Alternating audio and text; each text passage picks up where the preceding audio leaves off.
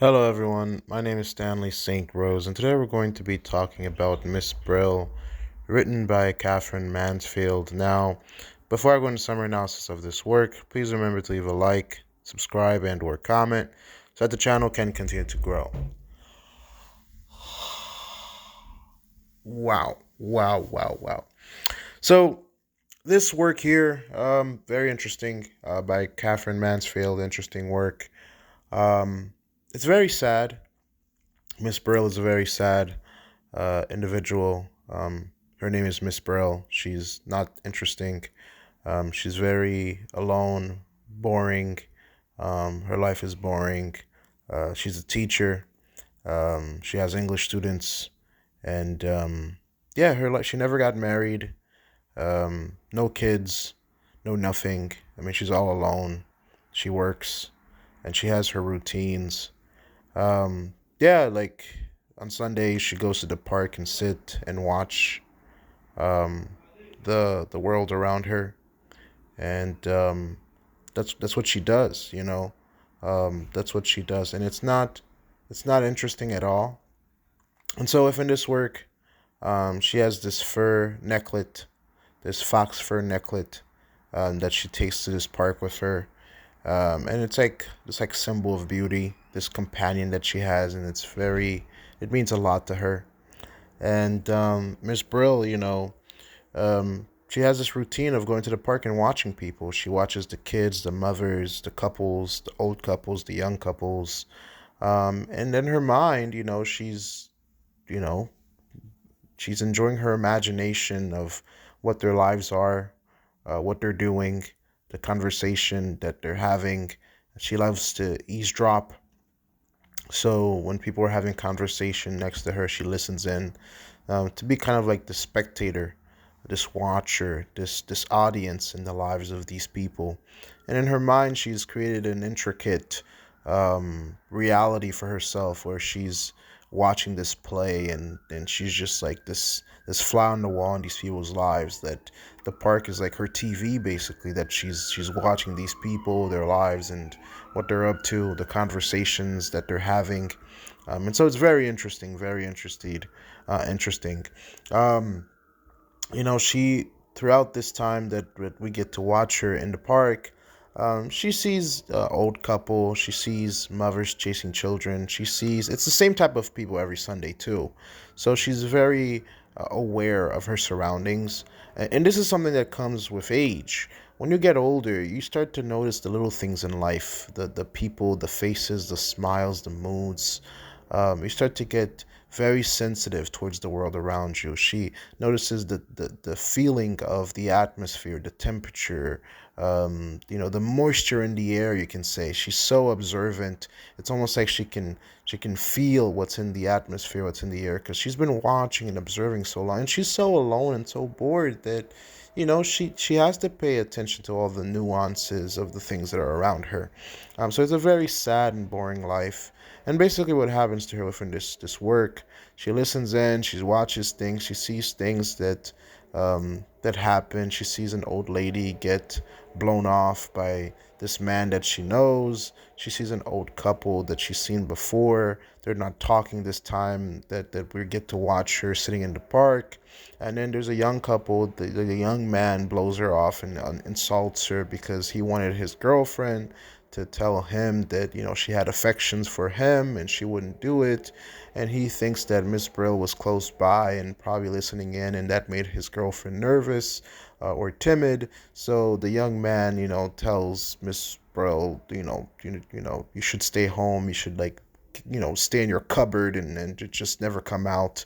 And that's pretty insulting. And then the young girl, she just adds more to the wound, and to the wound, and just tells her that her fox fur necklet is just just horrible. So this woman, she goes home without getting her honey cake. That's like a 1 week ritual that she has, and to get some cake after her time at the park. And she goes home and she imagines crying when she puts her fur necklet away. So it's a very sad story of this woman, that she's lonely, and she creates world within her head, and observing people at the park. And even there, she's rejected by this young couple, and she has to go home sad and disturbed because she was just an old lady sitting at the park. In terms of deeper analysis here, I mean, the nuances and the levels of emotions and feelings, this is one of the reasons why I love writing.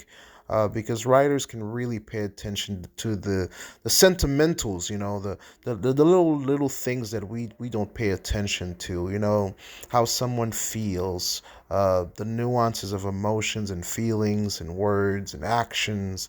This little lady, she's alone, she's not married, she has no children, which says a lot because when you're young, you want to make money, you want to make a name for yourself, you want to be a lawyer, doctor, engineer, you want to be something, you want to go to college, you want to start your own business, you want to be an entrepreneur, you want to be all this and that. And that's all great. It's good to have dreams and to pursue your dreams. But I think it's also important to have a family or kids or something or people that love you in life. Because when you get to your 60s and 70s and the party's done and there's no more trips and there's no more airplanes and there's no more passion, and let's say you've achieved all your goals, when you're all alone and there's nobody to talk to, you have no kids, you have no spouse, you have nobody, it's very lonely. And this lady, yes, she became a teacher, yeah, she did all these things in life, but I think ultimately, when you're alone at that age, life is very sad. Because you could be a millionaire and you could be rich in this world, but if you have nobody, it's quite lonely. It's quite lonely and sad. And all these people in the park, they have somebody. The mothers have their kids. The young people are in love. The old people are in love. Everybody has someone to interact with. Even if the interaction is bad, at least you have somebody to interact with, right?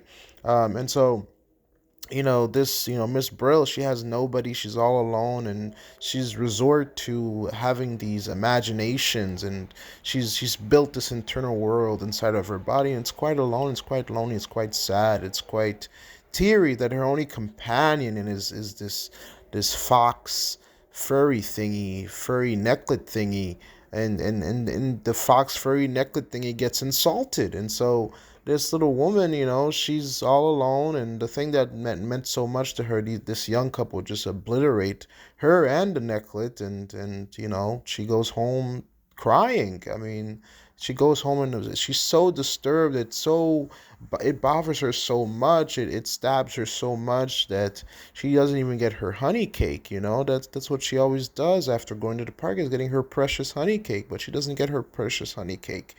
And so um, I would say one of the things within this work that tells us it's not good to be alone, man. You need somebody in this life, significant other, a spouse, children, something. I mean, if you can't get anything, at least get a dog or something. But being totally and utterly alone, it's just quite depressing and sad. So that's one thing I would say about this work. The other thing is, it's the power of the mind. I mean, her mind to try to construct a world of happiness when you're all alone. She was just fine, and she could have kept on going on with her life and all her own loneliness by she was able to create this world in her mind. But the outside world keeps bashing in. This young couple just really obliterate her. And well, that's the thing with human beings. You can't live without them, and you can't live with them. Sometimes you love them and they hurt you, and sometimes you stay away from them and they hurt you. But again, that's life. You don't want to live a boring life. You don't want to live a lonely life. Relationships are not easy. They have their ups and downs, but that's life, the good and the bad. You have to go through all the rings and through all the doors, and you have to go on the adventure. I mean, you don't want life to be perfect all the time. You have to go through the adventure because that's how we grow. But Miss Brill, again, a very sad story, very lonely story. It ends with her going home sad and obliterated emotionally. Definitely that emotional damage is there. And it's not great. It's not great. But that's all I had to say about this work. Please remember to leave a like, subscribe, and or comment. And I'll see you guys in the next video.